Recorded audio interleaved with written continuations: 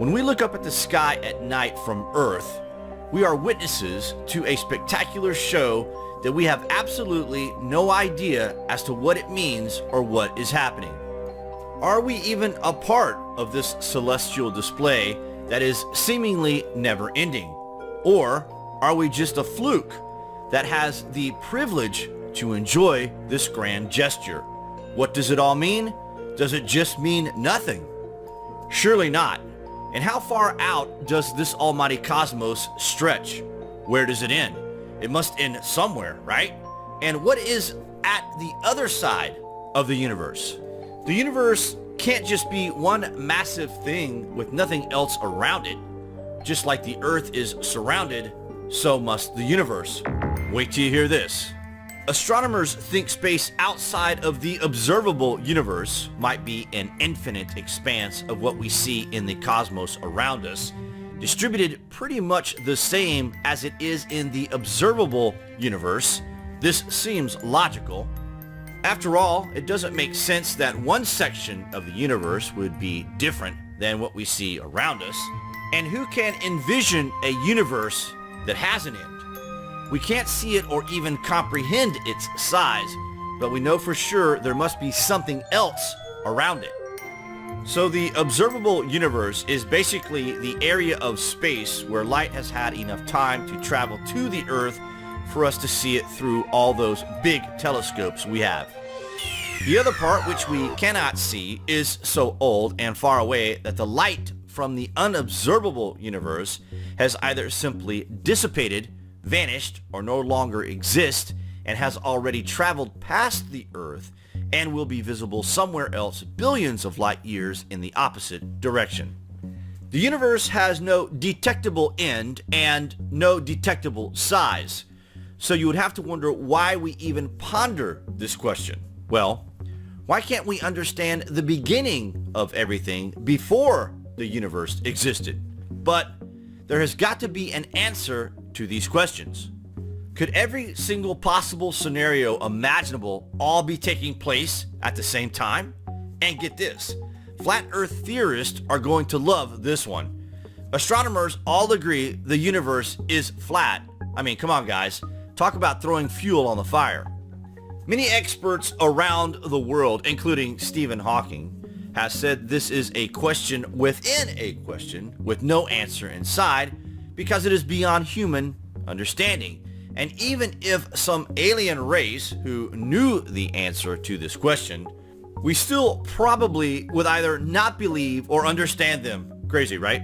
So just like the universe is made up of planets that are all different, maybe the great beyond is made up of multiverses that are all freakishly different. The universe that we are in is just one universe in an even bigger area where there are bigger and smaller universes than our own. We don't know what to call this, so we are naming it the Great Beyond. The theory obviously suggests that there are borders between universes where one begins and the other ends. Perhaps universes are just bubbles floating about, bouncing harmlessly off of one another. Everything within the universe is just one big coincidence, including the Earth, and if you try to go from one universe to another, you may pop it. Just a thought, guys.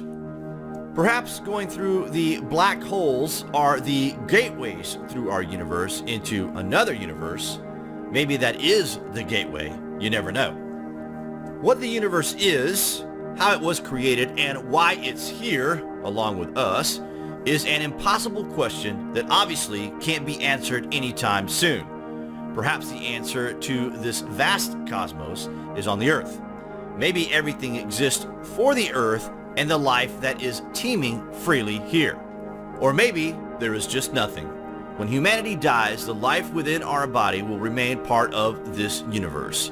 So in this sense, we never really die. We are part of the bigger picture. Something like that anyway. What do you guys think lies beyond the universe we are in? There are plenty of theories flying about out there. What are your thoughts? Comments below. Thanks for watching.